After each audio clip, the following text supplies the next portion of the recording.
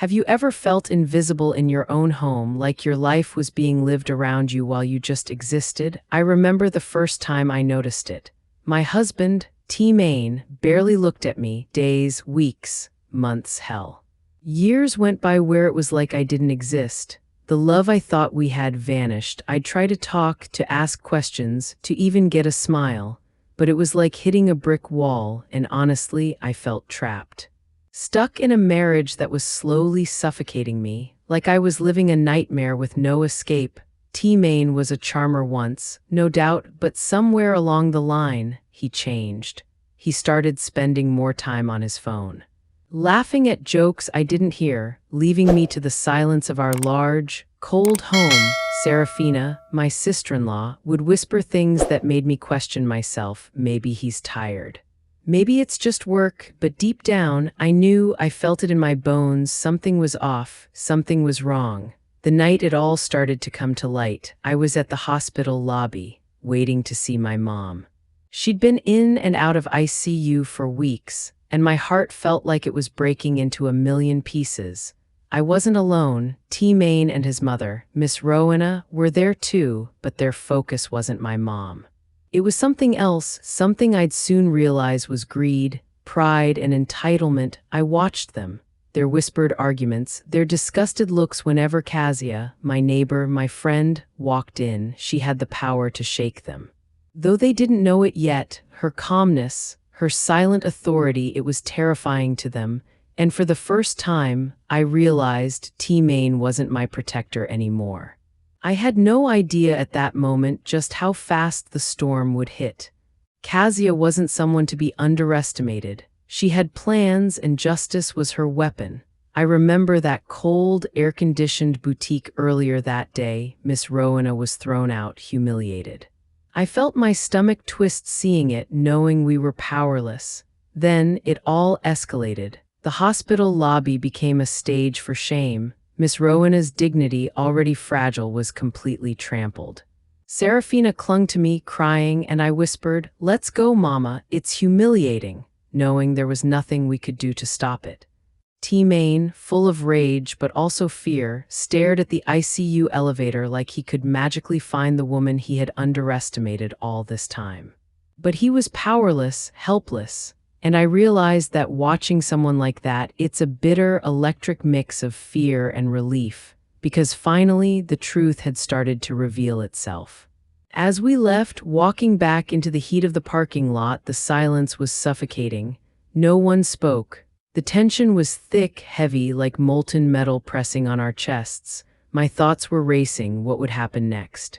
Where would this path of betrayal and revenge take us? And that's when it hit me, the first punch. That feeling in my gut that this was only the beginning and nothing would ever be the same again. The next morning, the narrow alley smelled of damp concrete and stale garbage. T. Main dragged himself out of the thin mattress that barely fit the small room. The walls were yellowed, peeling, a far cry from the pristine luxury of Royal Oak Drive. He ran a hand through his disheveled hair, rubbing his eyes as if the dirt and reality could be wiped away. Serafina was sitting on the floor, knees drawn to her chest, staring at the cracked tile. She looked smaller, fragile, the kind of vulnerability that made T. Main's chest tighten. "Breakfast?" he asked hoarsely, trying to sound normal, but his voice cracked, revealing the storm of emotions within. Hunger, shame, anger, regret, it all collided in his chest. Miss Rowena, sitting cross-legged on the worn sofa, held a packet of instant noodles in her hands like a trophy of survival. Her face, once always made up and immaculate, was pale and drawn. The arrogance, the superiority, the airs she had carried around for decades, they had evaporated in a single week. "This place, it's pathetic," Miss Rowena muttered, her voice barely above a whisper. She had wanted control, wanted respect, wanted to be envied. Now all she could do was survive. T. Main slumped into a chair, burying his face in his hands. He felt like a ghost wandering the ruins of his own life. The keys he had thrown to the repo men, the letters he had crumpled, the locked house, everything was gone. His pride, his power, all evaporated. Serafina finally spoke, her voice small but edged with frustration. "Mom, what are we even gonna do? How are we supposed to live like this?" Miss Rowena glanced at her daughter, eyes hardening. "We survive, that's all.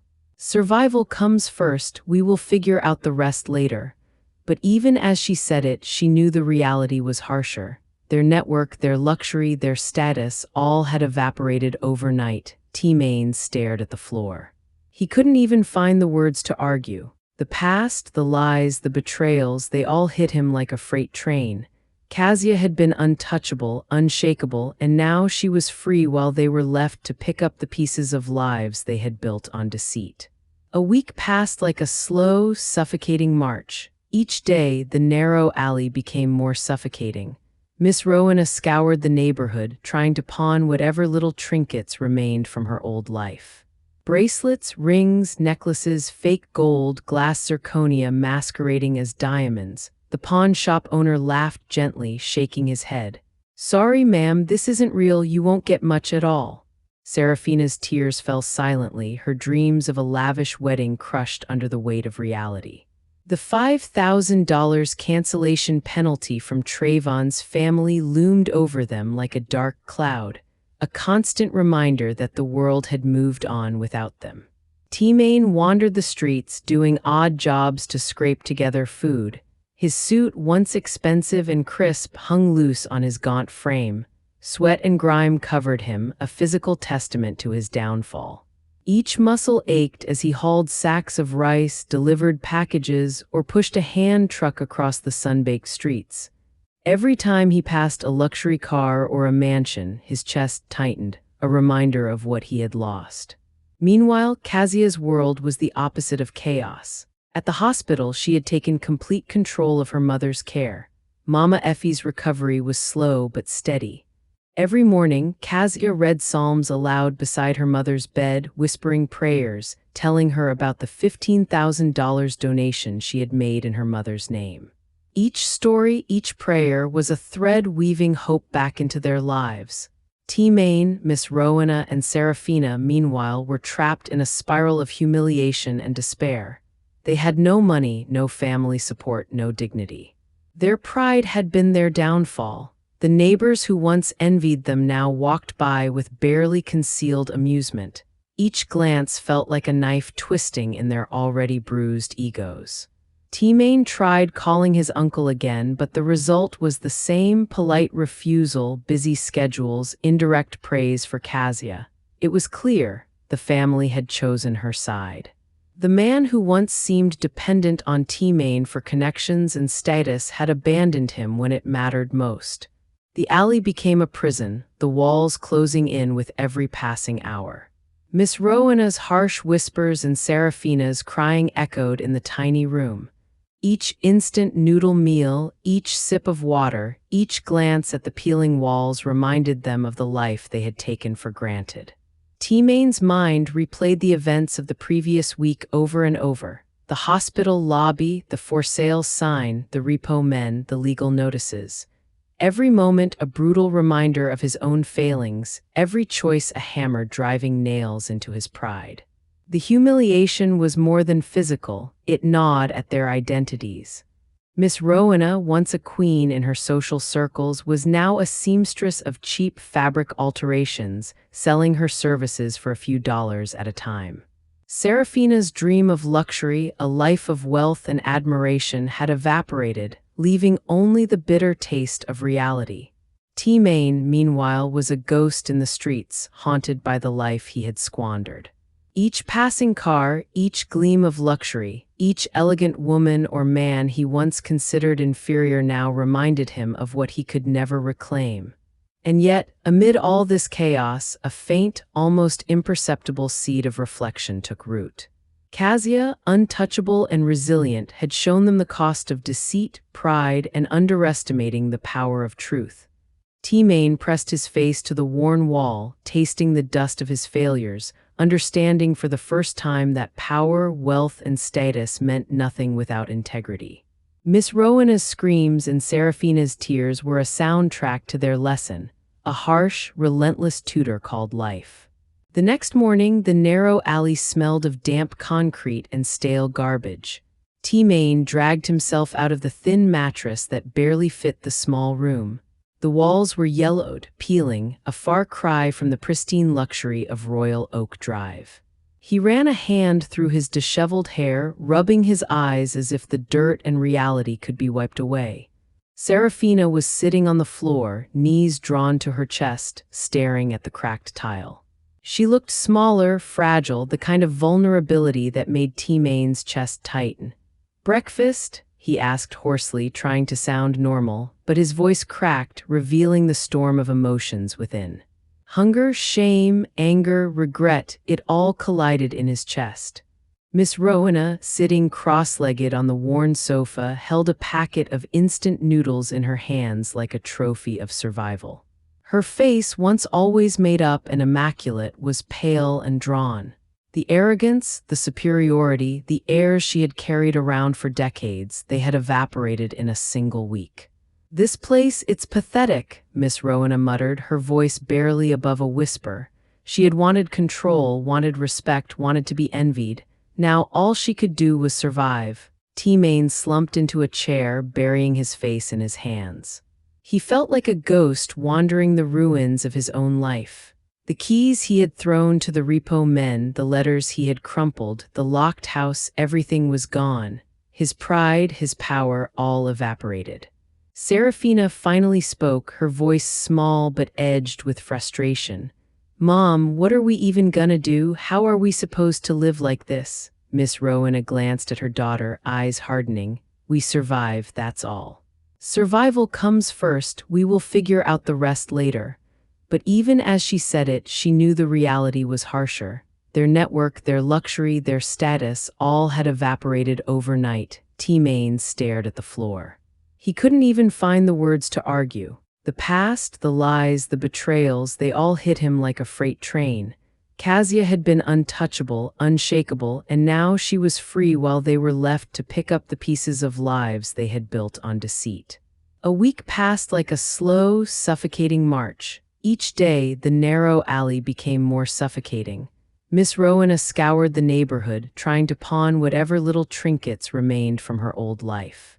Bracelets, rings, necklaces, fake gold, glass zirconia masquerading as diamonds. The pawn shop owner laughed gently, shaking his head. "Sorry, ma'am, this isn't real, you won't get much at all." Serafina's tears fell silently, her dreams of a lavish wedding crushed under the weight of reality. The $5,000 cancellation penalty from Trayvon's family loomed over them like a dark cloud, a constant reminder that the world had moved on without them. T-Main wandered the streets, doing odd jobs to scrape together food. His suit, once expensive and crisp, hung loose on his gaunt frame. Sweat and grime covered him, a physical testament to his downfall. Each muscle ached as he hauled sacks of rice, delivered packages, or pushed a hand truck across the sun-baked streets. Every time he passed a luxury car or a mansion, his chest tightened, a reminder of what he had lost. Meanwhile, Kazia's world was the opposite of chaos. At the hospital, she had taken complete control of her mother's care. Mama Effie's recovery was slow but steady. Every morning, Kazaya read psalms aloud beside her mother's bed, whispering prayers, telling her about the $15,000 donation she had made in her mother's name. Each story, each prayer was a thread weaving hope back into their lives. T-Main, Miss Rowena, and Serafina, meanwhile, were trapped in a spiral of humiliation and despair. They had no money, no family support, no dignity. Their pride had been their downfall. The neighbors who once envied them now walked by with barely concealed amusement. Each glance felt like a knife twisting in their already bruised egos. T-Main tried calling his uncle again, but the result was the same polite refusal, busy schedules, indirect praise for Kazaya. It was clear the family had chosen her side. The man who once seemed dependent on T-Main for connections and status had abandoned him when it mattered most. The alley became a prison, the walls closing in with every passing hour. Miss Rowena's harsh whispers and Serafina's crying echoed in the tiny room. Each instant noodle meal, each sip of water, each glance at the peeling walls reminded them of the life they had taken for granted. T-Main's mind replayed the events of the previous week over and over. The hospital lobby, the for sale sign, the repo men, the legal notices. Every moment a brutal reminder of his own failings, every choice a hammer driving nails into his pride. The humiliation was more than physical, it gnawed at their identities. Miss Rowena, once a queen in her social circles, was now a seamstress of cheap fabric alterations, selling her services for a few dollars at a time. Serafina's dream of luxury, a life of wealth and admiration, had evaporated, leaving only the bitter taste of reality. T-Main, meanwhile, was a ghost in the streets, haunted by the life he had squandered. Each passing car, each gleam of luxury, each elegant woman or man he once considered inferior now reminded him of what he could never reclaim. And yet, amid all this chaos, a faint, almost imperceptible seed of reflection took root. Kazaya, untouchable and resilient, had shown them the cost of deceit, pride, and underestimating the power of truth.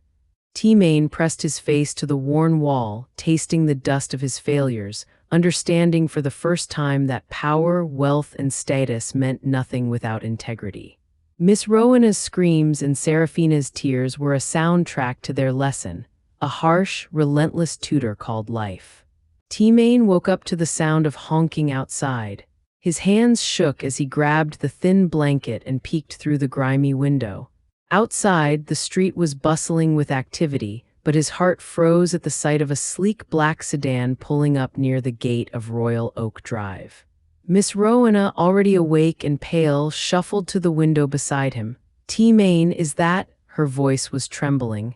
"Yes, that's them," he muttered, the weight of dread pressing down on his chest. They were too late. The law firm Sterling and Associates had arrived. The men in sharp suits were methodical, almost robotic, as they plastered a large, official notice to the front gate. The envelope they handed T-Main was thick, heavy, and formal. Every inch of it screamed finality. T-Main's fingers trembled as he tore it open. The words blurred at first, but then clarity struck like lightning. The house at 12 Royal Oak Drive was no longer theirs. Every key, every lock, every inch of property belonged to Kazaya. 14 days to vacate, criminal charges if they resisted. "No, this can't be real," he whispered, crumpling the letter in his fists. His knuckles were white, his body rigid with disbelief. He had built his life around this house. Every celebration, every memory, every moment of pride was tied to its walls, and now it is gone. Miss Rowena staggered, clutching the pillar for support, her face, pale moments ago, now twisted with rage and disbelief. "Kazaya, she can't do this. She's gone too far," she hissed. Serafina, who had been quiet, began to sob uncontrollably. "Mama, what do we do now?" Her small hands clutched at her mother's sleeve. T-Main could barely form words. Anger, shame, fear, it all mingled into a thick fog that clouded his mind. He felt trapped, powerless. Even his supposed status as Kazaya's husband meant nothing in the face of legal authority. The next moment, a diesel engine roared down the street. A yellow tow truck, imposing and loud, stopped behind T-Main's car. Two men on motorcycles flanked it like enforcers. The repo men were here. The silver SUV, his pride and joy, was not his. It belonged to Kazaya. "This is the vehicle?" the hard-faced man asked T-Main. T-Main nodded, too stunned to speak. The repossession order was final. Any protest was futile. "Take it," he said at last, voice shaking, full of despair. His car, his home, his life, all slipping through his fingers. The tow truck driver hoisted the SUV with a mechanical clang, and the vehicle disappeared from view. T-Main stood frozen, staring at the empty space where his pride once rested. Miss Rowena clutched Serafina, shaking as the reality of their situation sank in. The humiliation didn't end there. Relatives refused to help. His uncle's words had cut deeper than any legal letter. Kazaya was praised for her charity work, while T-Main and his family were painted as greedy, ungrateful opportunists. Every call he made ended in rejection or excuses. Pride like their wealth was gone. Serafina tried one last option, Trayvon. Perhaps her fiancé could rescue them. But the call ended the same way, rejection, anger, and the crushing reminder that the world was no longer on their side. The lavish wedding plans dissolved into debt, shame, and embarrassment. T-Main slumped onto the curb, the city's sunlight harsh on his skin, burning with the weight of reality. Miss Rowena clung to him, muttering curses and pleas under her breath. Serafina, stunned and trembling, leaned against the wall, unable to comprehend the rapid collapse of their world. As the day faded, the trio finally managed to scrape together the last of T-Main's cash. They hailed a rideshare and left Royal Oak Drive, the luxury they had once owned now behind them, replaced by a narrow, cramped rental in a forgotten alley. The walls smelled of dampness and neglect. The single mattress offered no comfort, only a reminder that their empire had crumbled in mere hours. T-Main sank onto the bed, face in his hands. Miss Rowena and Serafina sat silently, the tension between them thick. They had lost everything: the house, the car, money, status, and even their self-respect. The harsh reality pressed in from every angle. Outside, life continued. Neighbors walked by, some whispering, others pretending to mind their own business. T-Main imagined their laughter and pity, and his chest burned with shame. Every glance from the street was a judgment he could not escape. In the small, dimly lit room, the air was thick with desperation. Miss Rowena clutched what little remained: fake jewelry, imitation gold, glass stones masquerading as diamonds. Each piece was a reminder of a life built on lies, both hers and T-Main's. The following days were a blur of humiliation. Serafina's live streams were ignored. Miss Rowena labored over cheap sewing orders. T-Main's hands were raw from day jobs that barely covered food. Every moment was a reminder of the storm they had triggered in their own lives. Meanwhile, Kazia's world had changed entirely. She was focused, determined, and entirely in control. Her mother's recovery was progressing. The $15,000 donation she had made on her mother's behalf was helping children, turning hearts, and cementing her position as a strong, respected woman. T-Main, Miss Rowena, and Serafina, once the queens and kings of their domain, were now shadows, trapped by their own greed, mistakes, and underestimation of Kazia's power. Every day in the alley, every hour of struggle reminded them of the lesson they could not escape. The legal hammer had fallen, the property and possessions seized, and their pride shattered. Reality was unyielding. T-Main's hands shook as he realized there was no going back. Kazaya was untouchable, and they had nothing left to hold on to except regret, shame, and the bitter taste of their own choices. The first morning in the cramped rental hit them like a slap. The sun struggled to filter through the grimy window, and the stench of sewage mixed with leftover food from the previous tenants. T-Main sat on the thin mattress, rubbing his eyes, feeling the crushing weight of failure. His head throbbed, and a dull ache lingered in his chest. He had lost everything: his house, his car, his job, and worst of all, his sense of self-worth. Miss Rowena stood at the corner, her eyes red and swollen from sleepless nights and crying. "We can't stay here," she whispered. Her voice trembled, but beneath it there was a cold, hard edge. "We're too good for this. Someone has to fix this mess." T-Main clenched his fists. "Mama, we don't have anything, not a house, not money, not even our pride. How do you expect us to fix it?" Serafina, curled up on the floor with her phone in hand, let out a frustrated scream. "Mama, stop planning, stop dreaming. We are ruined because of you and Papa. Look at us." Miss Rowena's face contorted with anger. "I'm ruined. Don't you dare talk to me like that. You've been spoiled your whole life, and now the world is showing you the truth." The argument escalated, voices rising, echoing off the thin walls. They fought over food, over who would sleep where, over the last packet of instant noodles. Each word was heavy with blame, resentment, and humiliation. Every shout, every slam reminded them how far they had fallen. T-Main tried to breathe, tried to push the chaos out of his mind. he had to go to the office. He had to do something. Maybe, just maybe, he could pull some strings and get a lifeline. He grabbed the last of his cash, the $50 Kazaya had left him in some twisted form of mercy, and headed out. The bus ride was long, crowded, and suffocating. Every stop felt like a lifetime. His uniform, once crisp, now smelled stale, the faces around him blurred, indifferent to his pain. He felt invisible, a ghost of the man he once thought he was. When he finally reached the office, he was met with a red light at the turnstile. Access denied. Panic surged through him. He called HR, his voice trembling with a mix of hope and dread. "Mr. T-Main, I'm sorry," came the mechanical voice on the other end. "Due to company restructuring and a performance review, your employment has been terminated. The termination letter will be sent to your email." T-Main's mind screamed. "Restructuring? That's not true. This is Kazaya. She did this." He slumped against the wall, every inch of his body aching with defeat. Back at the rental, Miss Rowena and Serafina waited in silence. The apartment felt smaller with each passing minute, the air thick with the stench of despair. When T-Main returned, he collapsed on the mattress, his face buried in his hands. Miss Rowena tried to salvage something. She opened her jewelry bag, the last vestige of their former life. Gold bracelets, diamond rings, necklaces, everything she had proudly displayed to friends and neighbors. She brought them to the nearest pawn shop with a determined stride, though her hands shook. "Sir, I want to pawn this," she said, placing a diamond necklace on the counter. The shop owner examined it, then laughed softly.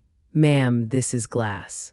"Zirconia, not real." Miss Rowena's face was drained of color. "Fake." The owner checked each piece, her rings, bracelets, earrings, every item was an imitation. "By weight, you might get $50 if you're lucky." Her knees buckled. The reality hit like a hammer. The life she had built on T-Main's earnings, and perhaps Kazia's too, was a lie. Every piece of jewelry, every display of wealth had been a mask. A mask that had now shattered, revealing her true poverty and vulnerability. Serafina sat silently, the reality of their situation sinking in. She had always believed in her family's superiority, in their invincibility, and now she was forced to confront the truth. Their greed, their arrogance, their dependence on Kazia's wealth, they had destroyed their own lives. T-Main watched, numb. Words failed him. Every thought of retaliation or negotiation vanished into the void of his own guilt and regret. He had underestimated Kazia's intelligence, her power, and her resolve. And now the consequences of his arrogance were suffocating. Even outside, the world had moved on. Kazia's name was spreading, her reputation growing. Donations, charity, her mother's health, she was building a life of impact and influence. Meanwhile, T-Main and his family were trapped in their own collapse, powerless to stop the tide of their downfall. Miss Rowena finally sat on the floor, her hands clutching her head. Serafina slumped beside her, tears streaming silently. T-Main lay flat on his back, staring at the ceiling that had once sheltered dreams of grandeur, now feeling like a prison. The silence stretched, heavy and unrelenting. For the first time, T-Main realized that this wasn't just about losing money or possessions. It was about losing trust, respect, and the illusion of control. The very foundation of their lives had crumbled, and there was no one to blame but themselves. Outside the alley, life moved with cruel indifference. The sun climbed higher, casting light on their destitution. Every glance from the street, every passing car, reminded them that they were invisible, powerless, and humiliated. And yet, in the midst of despair, a quiet, unspoken realization began to settle in T-Main's chest. Their downfall was complete. There was nowhere left to go, no one left to turn to. The storm had passed, but what remained was the stark, raw landscape of their own choices, mistakes, and greed. It was in that silence, in that cramped alley, surrounded by the stench and the echoes of their former life, that T-Main, Miss Rowena, and Serafina understood. This was the consequence of underestimating Kazaya. The woman they had taken for granted had become their reckoning, and from the ashes of their life there was no rescue, no return. only the bitter taste of reality and the hard, unyielding lesson that pride, arrogance, and greed always come at a cost. The days that followed were a blur of humiliation and bitter survival. T-Main, Miss Rowena, and Serafina had become strangers in their own lives. The alleyway rental reeked of despair, and the thin walls offered no privacy. Every knock on the door, every shout from the street reminded them of the life they had lost. T-Main had taken on the work of a day laborer, pushing carts and lifting sacks under the scorching sun. His muscles ached, his hands blistered, and his pride lay buried somewhere under the sweat and grime. He had imagined wealth as his shield, but now that shield had been ripped away, exposing the raw vulnerability he had ignored for so long. Miss Rowena, once so proud, now spent her days scouring the city for pawn shops, tiny clients, anything to get some cash. Her arrogance had faded, replaced by an exhausted, bitter determination. Every rejection, every shake of the head was a reminder that the world didn't owe her respect, it owed her nothing. Serafina, meanwhile, had tried to salvage some semblance of control through social media live streams, selling old clothes and trinkets, but viewers ignored her. Her calls to relatives were met with polite dismissals. She was learning, painfully, that popularity and influence were built on integrity and reputation, not inherited pride. And all the while, Kazia's life moved in stark contrast. She had spent the past week in the hospital with her mother, Mama Effie, holding her hand, reading psalms aloud, and planting seeds of hope. Each morning, she whispered prayers, telling her mother of the $15,000 donation made in her name to the Children's Cancer Foundation. "Mama," she said gently, "look at what you've inspired. 10 children can now receive treatment because of your kindness." And then, on that morning, the miracle happened. Mama Effie's fingers twitched under Kazia's hand, her eyelids fluttered, and finally her eyes opened, searching for her daughter's face. Kazia's tears flowed freely, not of pain, but of relief and gratitude. Her mother's spirit had survived, and with it, Kazia's mission of hope had succeeded. In parallel, Kazaya had begun reclaiming her life and fortune. Mr. Sterling, the lawyer she trusted implicitly, had finalized the sale of the Royal Oak property, ensured the car and assets were secured, and handled the divorce petition with precision. Kazaya had signed it not as an act of bitterness, but as a declaration of independence, a clean break from the betrayal and selfishness that T-Main had embodied. Back in the alley, T-Main pushed another cart of rice sacks, sweat streaming down his face, muscles straining under the weight. He glanced at the street just as a giant video screen atop a nearby building flickered to life. He froze. The camera focused on a woman ascending a stage, graceful and confident, accepting an award. The ticker below read, "Kazaya, daughter of John, honored for dedication to social programs through the Children's Hope Foundation." The world cheered for her. The crowd on the street erupted into applause, even the laborers paused to watch. T-Main's hands trembled on the cart. His body was exhausted, but it wasn't the physical strain that crushed him. It was the sharp, piercing realization of what he had lost. Kazaya had taken the storm of betrayal, heartbreak, and greed and turned it into triumph. She had cared for her mother, donated to children in need, and secured her independence. Every act of kindness, every thoughtful decision, every step of patience and intelligence had compounded into a reality he could no longer touch. The irony struck T-Main with brutal clarity.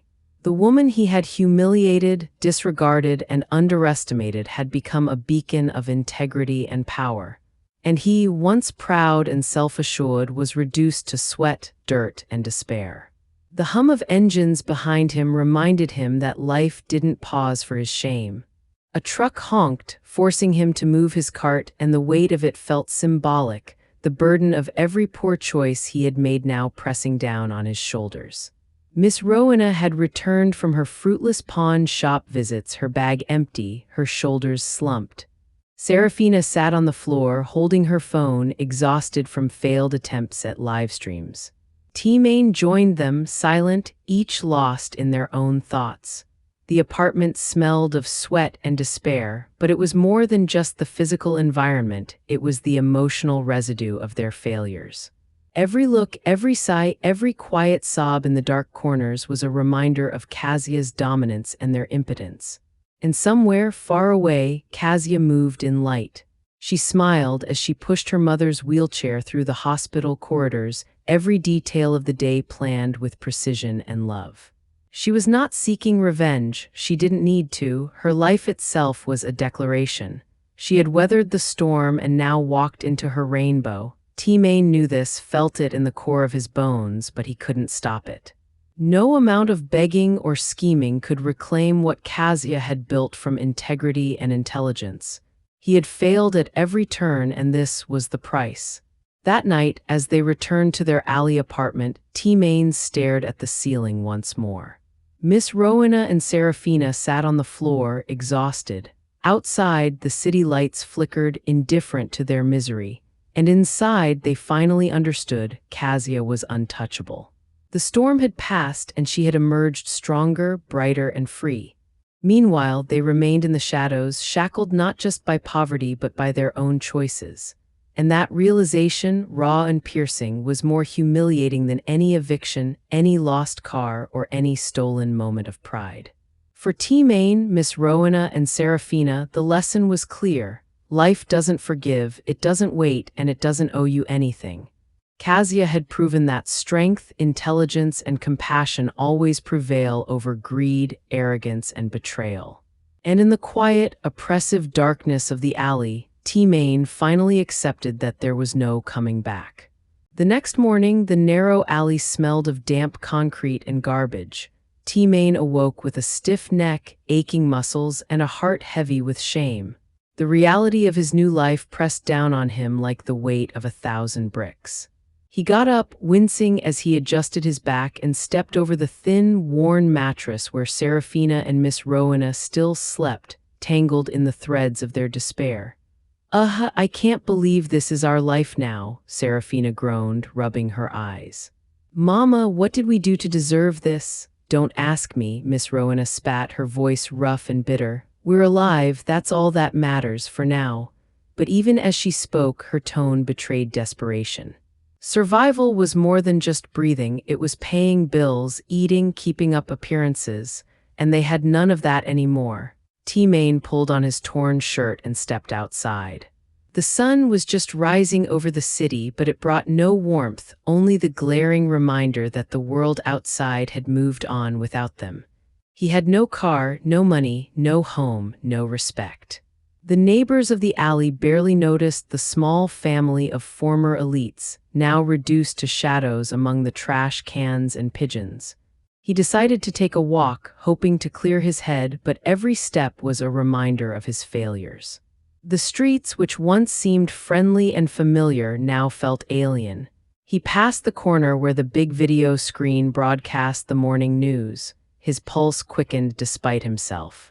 And there it was again, Kazia, radiant and smiling, accepting an award for her philanthropic work. The ticker read, "Kazia, daughter of John, honored for dedication to social programs through the Children's Hope Foundation." T-Main froze. Every muscle in his body tightened. The hand truck in his arms felt heavier than ever, a symbolic anchor tethering him to his humiliation. The world applauded her, celebrated her integrity and compassion, while he sweated and strained in obscurity, the echoes of his past arrogance mocking him with every breath. A truck horn blared behind him, snapping him out of his trance. He stepped aside, letting the heavy vehicle pass, but the weight of failure remained. His life, his pride, his entire identity had been stripped away in a matter of weeks. And Kazia, she had risen above it all, untouchable, unbending, magnificent in her strength. Back in the alley, Miss Rowena tried to pawn what little was left of her jewelry. Every shop she entered turned her away with polite amusement or outright laughter. "Ma'am, this isn't gold, it's plated, the diamonds are glass." Her face went pale. The world had seen through her pretension, exposing the cheap veneer of wealth she had clung to so desperately. Serafina attempted to sell clothes online, doing live streams and desperate promotions, but viewers ignored her. She shouted into her phone, waved her hands, begged for attention, but nothing worked. Her voice echoed in the small, grimy room, bouncing off the walls of failure. Even T-Main, in his rare moments of quiet, could not escape the mental replay of Kazaya's smile, her calm, confident demeanor, her life rebuilt from the wreckage that he had helped create. He imagined her pushing her mother's wheelchair through the hospital corridors, her every action purposeful and filled with love. Every prayer whispered, every donation made, every decision carefully executed, all in contrast to the selfish chaos he had sown in his own family. By midday, T-Main was back at the labor site, pushing sacks of rice to a truck that would take them across town. Sweat poured down his face, soaking his dirty shirt.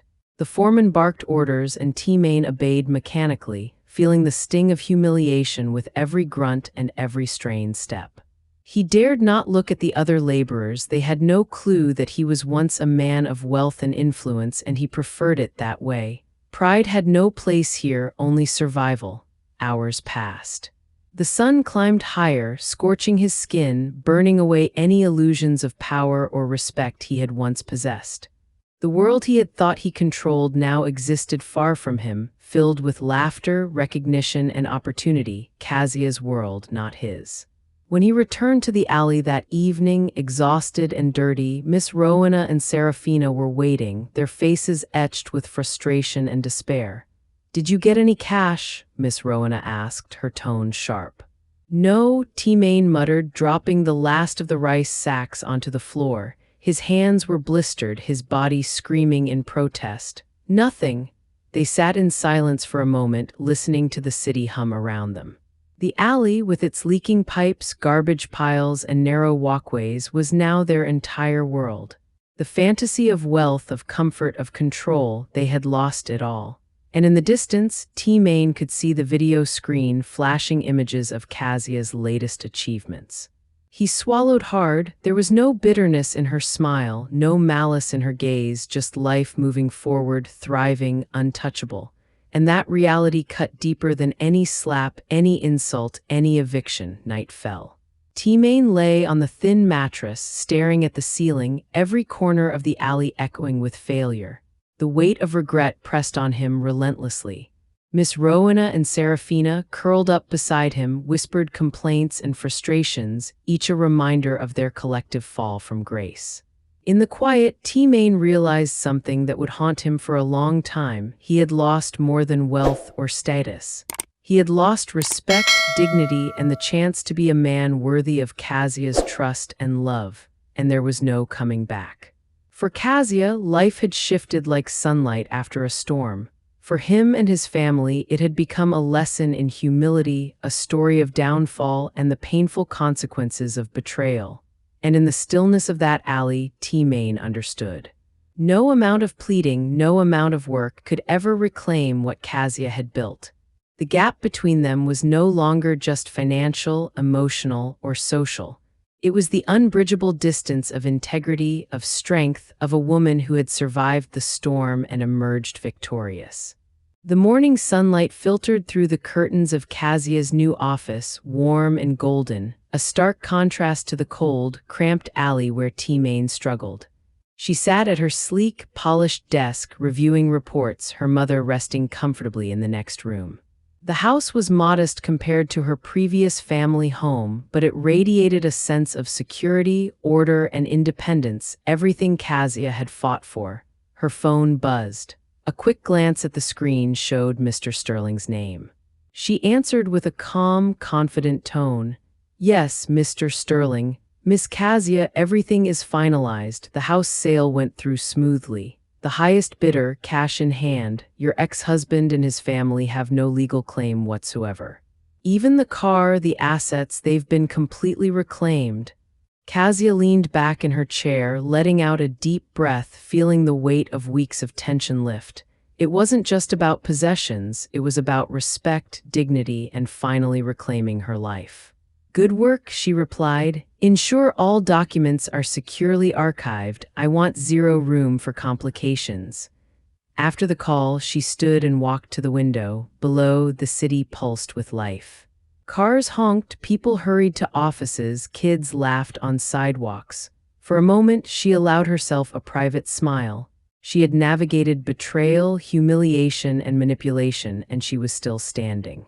Stronger, wiser, and untouchable. Meanwhile, in the narrow alley, T-Main's reality had hardened like cement. He woke to another day of grueling labor, muscles sore from the previous day. Serafina had shouted at him about the lack of breakfast money, and Miss Rowena had muttered complaints that cut deeper than any physical pain. He had no car, no house, and barely enough cash to survive. Each day, his humiliation compounded, building a weight that no amount of labor could lift. T-Main's gaze wandered toward the corner of the alley where a giant screen flashed images of the city's morning news. And there she was again, Kazaya, smiling as she accepted accolades for her charity work. His chest tightened, throat dry. The woman he once controlled, the woman he had humiliated, now shone brightly in the eyes of the public. And he was invisible, lost in shadows, a ghost of the man he once was. Back at her office, Kazaya turned her attention to her mother, Mama Effie, who was now sitting upright, a subtle strength returning in her posture. She had regained the ability to speak slowly, her eyes bright with recognition and warmth. Kazaya helped her mother sip porridge, feeding her gently, whispering words of encouragement. "Mama, we've got this, we're free now. Your legacy, our family's dignity, it's ours to protect." Mama Effie's hand trembled as she touched Kazaya's.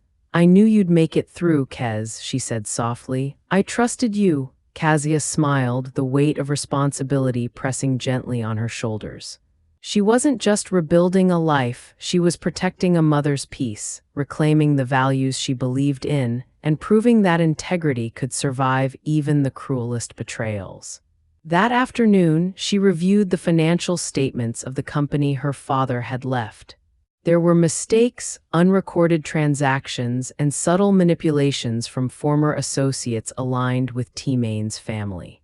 With surgical precision, Kazaya corrected each issue, restoring stability. She handled every call, every email with poise, never once letting past fears dictate her actions. Meanwhile, T-Main trudged home, exhausted, filthy, defeated. He peeked through a crack in a shop window and saw a woman handing out meals at a charity event. It wasn't just that Kazaya was thriving, it was that she had turned her pain into purpose. Every donation, every act of kindness echoed a truth he had ignored for years. Power wasn't about wealth or control. It was about character, resolve, and courage. At night, T-Main collapsed onto the thin mattress in the alley, listening to the hum of the city outside. Serafina and Miss Rowena slept fitfully nearby, their faces lined with worry. He reached for his phone, hesitated, and then scrolled through social media. Pictures of Kazaya smiling, giving speeches, attending galas flooded his feed. His chest ached. For the first time, he understood that some bridges, once burned, were never rebuilt. Kazaya, on the other hand, closed her laptop after a long day. She walked to the living room where her mother was reading a Psalms book aloud. She joined her, brushing a soft hand over Mama Effie's shoulder. "Mama, look at this," she whispered. "These children, because of you, because of our prayers, they're alive today. We made a difference." Mama Effie's eyes glimmered with tears. "You've done more than I could have ever hoped, Kez. You've healed so much." As Kazaya sat there, watching her mother, she felt a profound sense of peace. She had survived betrayal, humiliation, and the greed of those who were supposed to love her. She had reclaimed her life, her freedom, and her power. The storms had passed, leaving her stronger, wiser, and fully aware of her own worth. Meanwhile, somewhere across the city, T-Main loaded another truck of sacks. His muscles burned, sweat drenched his clothes, and the city noise blended with his silent regret. He glanced up at a nearby screen. There she was again. Kazaya, vibrant, powerful, smiling. A life he could no longer touch, a world forever out of reach. And in that moment, he knew the ultimate truth. His downfall was complete, not because of fate, but because of his own choices. And Kazia's rise wasn't just survival, it was a declaration. She had endured fiercely, and emerged victorious. The city lights flickered as evening descended, and Kazia's laughter echoed softly from her living room. It was a sound of triumph, freedom, and unwavering strength, a life rebuilt from the ruins of betrayal. And somewhere in the alley, T-Main paused, hand on the cart, staring at the city skyline. He had lost everything. She had gained everything. And nothing would ever be the same again. The next morning, the city woke under a pale, misty sun. Streets buzzed with cars and chatter, but in a narrow alley, T-Main moved like a shadow. Each step was heavy, every breath labored. He was drenched in sweat and regret, pushing the same hand truck as yesterday. Serafina muttered complaints, Miss Rowena snapped over trivial matters, and the oppressive stench of the alley made everything feel suffocating. T-Main paused, wiping his brow with a grimy sleeve. His gaze lifted, as if searching for a sign, a miracle, anything to undo the avalanche that had engulfed him. And then, in the distance, a massive digital billboard flickered to life. It was Kazaya. Her image shone brightly on the giant screen, elegant, radiant, commanding attention. She accepted an award, her name glowing in bold letters, Kazaya John, Philanthropist of the Year. The crowd in the footage erupted with applause, cameras flashing, smiles everywhere. And there she was, the woman who had endured betrayal, humiliation, and greed, standing tall and victorious. T-Main's chest tightened. The hand truck felt like it weighed a ton. Every muscle in his body ached, but none more than his heart. For the first time, he truly understood what he had lost, not just wealth, possessions, or convenience, but respect, dignity, and a life of love he had taken for granted. Meanwhile, Kazaya, in her sleek black SUV, passed through the city streets. The sunlight gleamed off the car, and her mind wandered briefly to the events of the past few months. She thought of her mother's fragile condition, the betrayal of her so-called husband, and the selfish schemes of Miss Rowena and Serafina. Each memory was sharp, like shards of glass, but none of them cut her spirit. She had survived, and that survival had made her stronger than ever. Her phone buzzed. It was Mama Effie. Kez, I'm feeling strong today. Let's take a short walk in the garden. I want to feel the sun on my face again. Kazaya smiled, the warmth of gratitude filling her chest. Of course, Mama, I'll be right there. In the alley, T-Main could barely lift his gaze from the screen. Every flash of Kazia's smile, every gesture of her success, stabbed at him. His mother's voice echoed faintly in the background, complaining about food. His sister's nagging filled the air.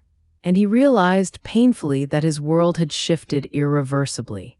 Hours later, in the bustling city center, Kazaya attended a press briefing for her foundation. She spoke with poise, sharing stories of children receiving life-saving treatments, families restored, and communities empowered. Every word carried the weight of her determination and empathy. Reporters scribbled furiously, flashes clicked, and cameras recorded every moment. Her influence was growing, not because she craved power, but because she wielded it responsibly, with compassion and intelligence. Back in the alley, T-Main's labor continued. He lifted another sack, and his mind wandered to the past.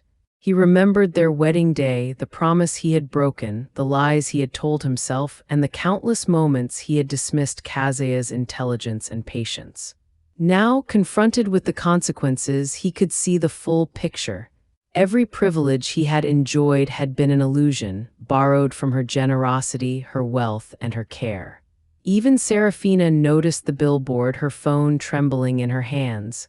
Mama, look, it's Kazaya. Miss Rowena squinted at the screen, disbelief etched on her face. Impossible, she muttered. Her hands shook as she clutched her thin purse, now almost empty, the few coins inside a mockery of her former arrogance. T-Main paused again, staring at the image of Kazaya accepting accolades. He thought of the house, the cars, the money, all gone. And more importantly, he thought of the emptiness he now felt, the collapse of the world he had built on deception and greed. His pride, once inflated, now crushed him beneath the weight of karma. In a quiet, elegant office far above the streets, Kazaya smiled softly. She had fought, bled, and persevered.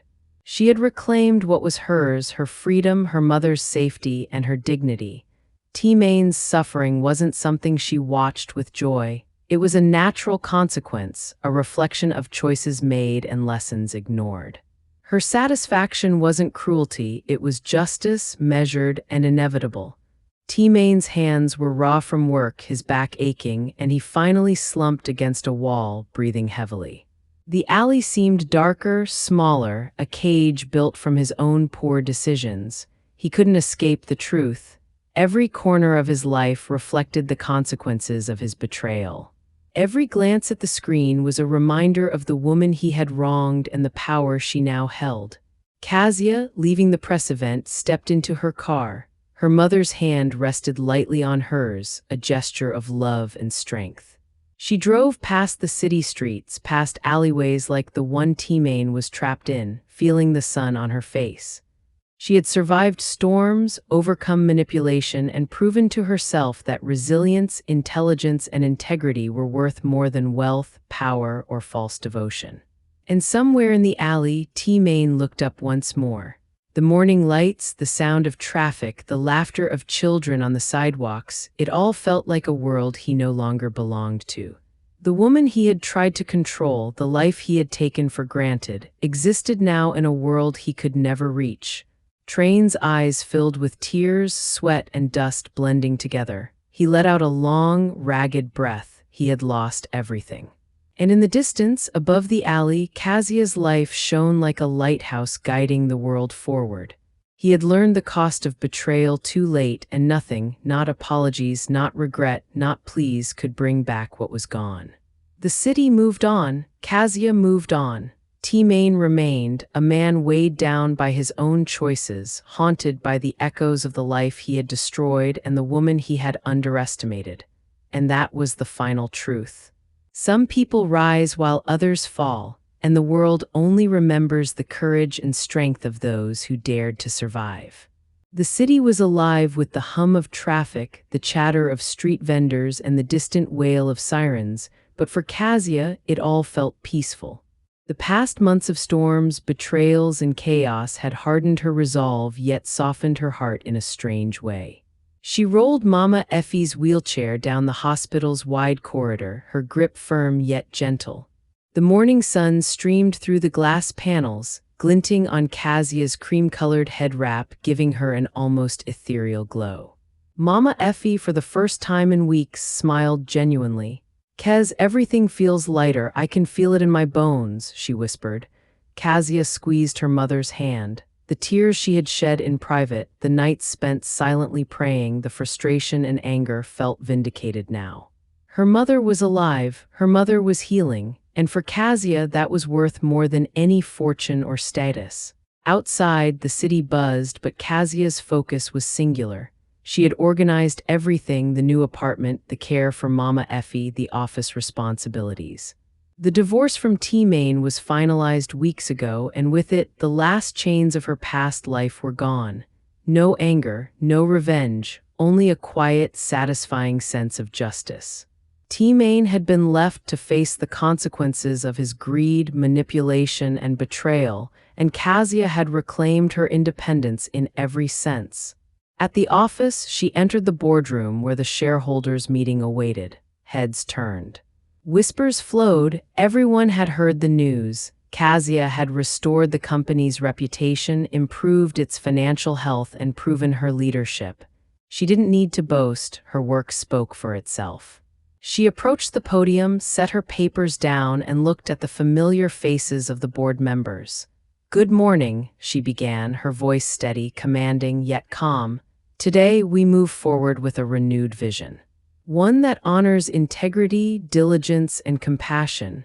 Applause followed, but Kazaya didn't bask in it. She thought of Mama Effie, the children helped through her donations, and the lessons learned through hardship. Meanwhile, far away in a cramped rental, T-Main struggled to lift another bag of rice. His hands were raw, his back aching, and his body had shrunk under the weight of stress and regret.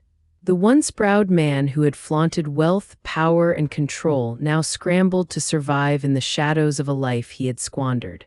He paused, wiping his sweaty face with a rag, catching a glimpse of the morning news on a small, flickering screen in the neighbor's window. Kazia's face smiled back at him, radiant and unstoppable. The headline screamed, "Kazaya John honored for philanthropy changing lives through the Children's Hope Foundation." T-Main froze. Every grain of dust, every ache in his body, every moment of shame collided in his chest. He had nothing left. No house, no car, no wealth, no family willing to help. And the woman he had tried to manipulate, the woman he had belittled, was shining brighter than ever. Serafina and Miss Rowena scrambled in the background, trying to scrape together the day's earnings from selling cheap goods and performing odd jobs. Their arguments, petty and endless, filled the stale air of the tiny apartment. "It's all your fault," Serafina shouted, waving a worn phone. "We wouldn't be like this if you hadn't pushed for that lavish wedding." Miss Rowena, frail and exhausted, slammed a pile of fabric scraps onto the floor. "And it's your fault too, girl. You never thought of anyone but yourself." The cycle of blame, desperation, and scarcity continued. Back at the airport, Kazaya pushed her mother's wheelchair through the arrival's gate. Mama Effie had regained much of her strength, but the wheelchair was a courtesy from the airline, allowing them to move at ease after the long trip. They had returned from a European journey, one that Kazaya had orchestrated not for herself, but for her mother. Vienna and Istanbul, luxuries she had once shared in imagination with T-Main, were now real and filled with laughter, love, and peace, not greed or deception. "Isn't this incredible, Mama?" Kazaya said, her eyes shining with warmth. Mama Effie's smile, soft and knowing, mirrored a pride that transcended words. "Absolutely, Kez, more beautiful than I could have imagined." As they walked to their new apartment, Kazaya reflected on the path that had led here. She had endured betrayal, watched greed unfold, lost illusions about the people closest to her, and yet she had survived. She had won not by force, not by vengeance, but by resilience, intelligence, and unwavering moral courage. And somewhere in the crowded city streets, T-Main looked up once again at the massive billboard featuring Kazaya. He stood, weary and defeated, among the oblivious crowd, sweat dripping down his face. The luxury car he once drove, the house he once claimed, the money he once flaunted, all gone. He had learned a bitter truth: nothing built on deceit, manipulation, and arrogance lasts. And in that moment, under the morning sun, he understood the full extent of the life he had lost. Kazaya, driving past him unknowingly, smiled softly, not from cruelty, but from gratitude for her journey, for the life she had reclaimed. The city was alive around her, full of opportunity and promise, and Kazaya was ready finally to embrace it all. Somewhere between loss and redemption, between suffering and triumph, life had drawn the line. Kazaya had crossed it with grace. T-Main remained on the other side, learning the cost of his choices. And for the world, the lesson was clear: courage, integrity, and resilience always shine brighter than greed, betrayal, or arrogance. As Kazaya's car disappeared into the city skyline, Mama Effie whispered, "Thank you, my daughter, for standing tall." Kazaya's eyes glimmered. "It wasn't just me, Mama. It was all of us, surviving, believing, and never giving up." The sun rose higher, illuminating the city, signaling a new dawn, not just for Kazaya, but for everyone who believed that strength and love could overcome even the darkest storms. And somewhere far away, T-Main lifted another sack of rice, alone, exhausted, and haunted by the echoes of the woman he had lost, the woman who had become unstoppable.